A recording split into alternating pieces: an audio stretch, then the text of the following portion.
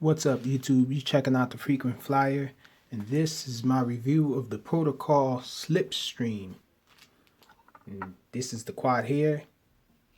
Now, this quad is a rebranding of the ATOP YD928.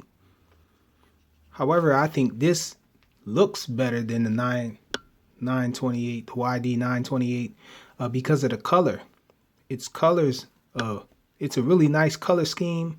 The gray with the blue stripes and all. It's a really nice flyer. This quadcopter is really stable.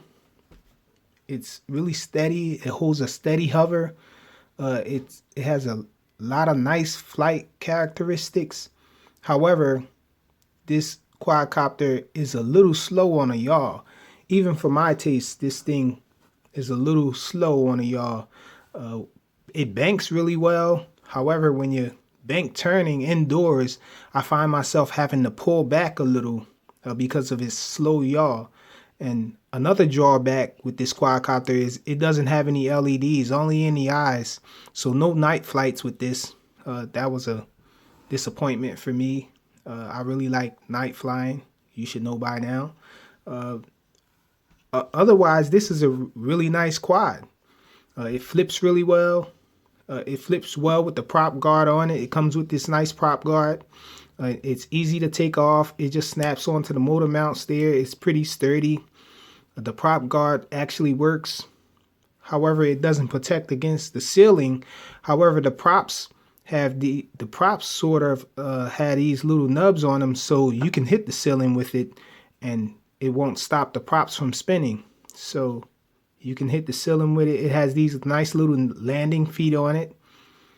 It looks exactly just like the ATOP YD928. It's the same form factor. Just the color scheme is different.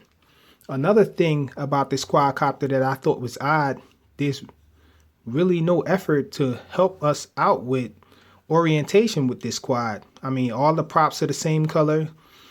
There are no LEDs in the arms. Just the eyes light up. I guess they're expecting you to use that for orientation. But I think that's a little extreme. Especially, I wouldn't try to fly this thing at night. The only difference I see on the props is that the silver is a little more. It's a little more silver on the rear props than the front props. So maybe they want you to us to use that for orientation. I don't know, but when the propellers are spinning up anyhow, you won't be able to make that out.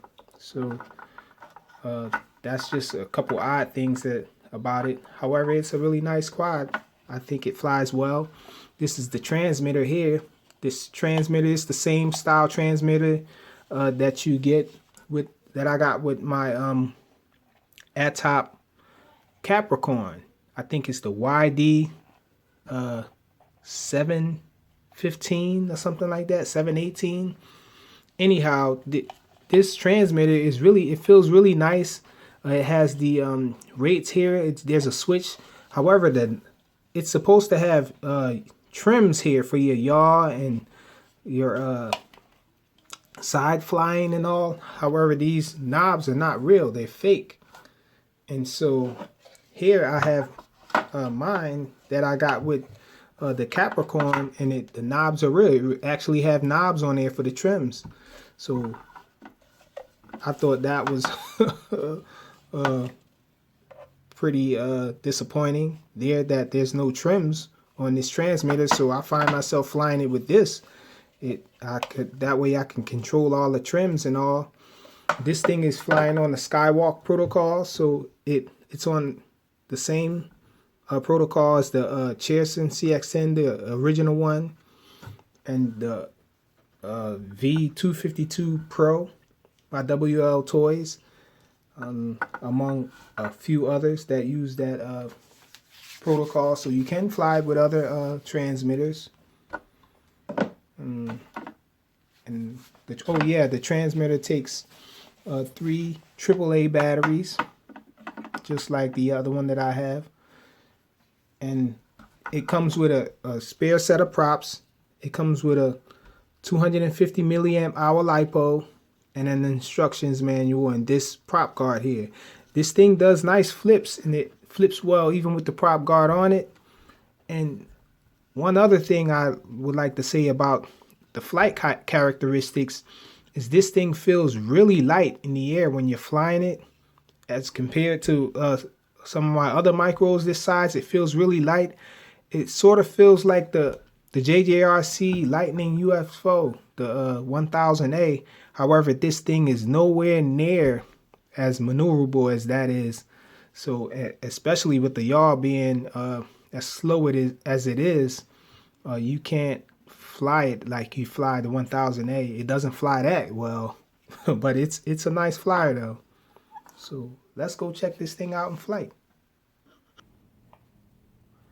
Okay, so this is the indoor flight demo of the Protocol Slipstream, and it's already bound to the transmitter. So let's see how it flies.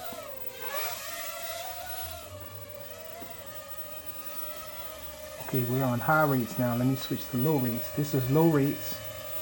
You can see this thing is pretty stable. This is the yaw rate on low rates, and this is the pitch. Full pitch left and right. So it gives you a little bit of pitch, a decent amount of pitch. So let's see. High rates now.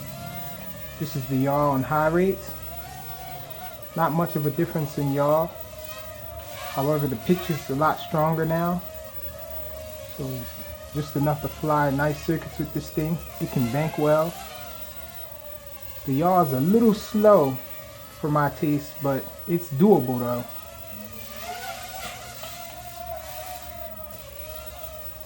So let's see how this thing flips.